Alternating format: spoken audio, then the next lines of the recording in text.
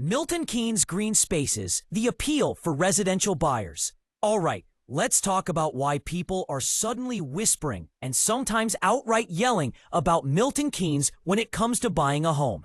And no, it's not just because of the grid roads or the abundance of roundabouts. It's the green, the real green. The kind of green that makes you forget you're technically in a new town built in the 1960s. You see?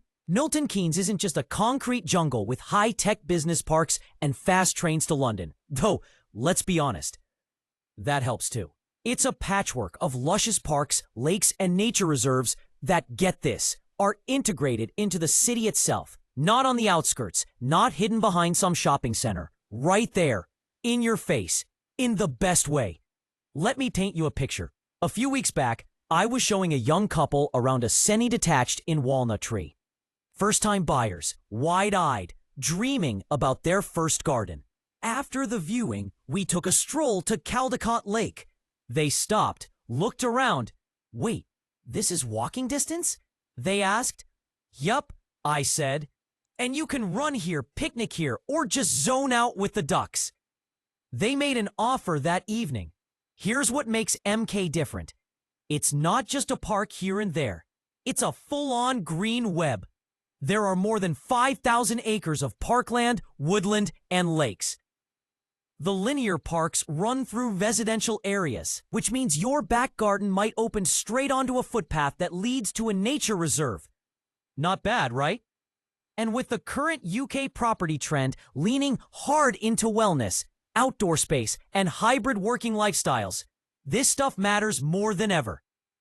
In fact, according to a recent Zoopla survey, yep, I'm quoting stats now, over 60% of buyers in 2024 prioritize access to green space when searching for their next home.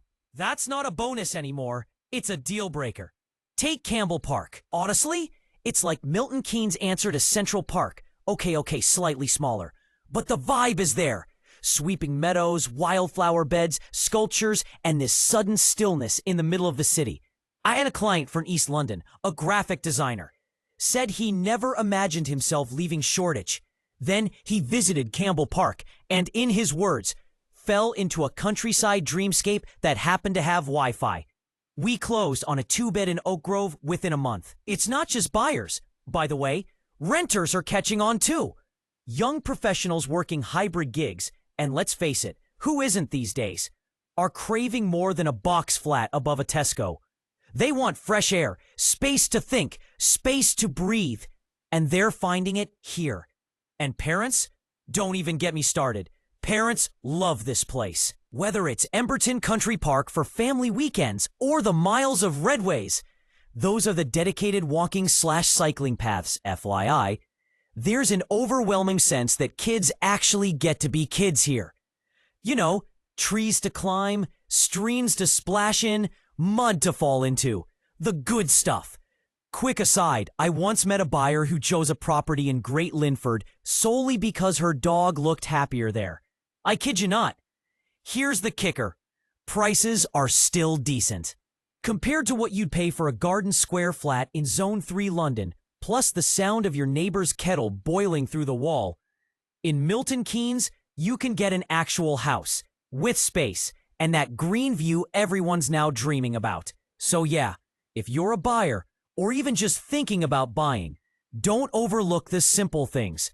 A view of the park, a morning run around the lake, a quiet corner where the only thing you hear is birdsong.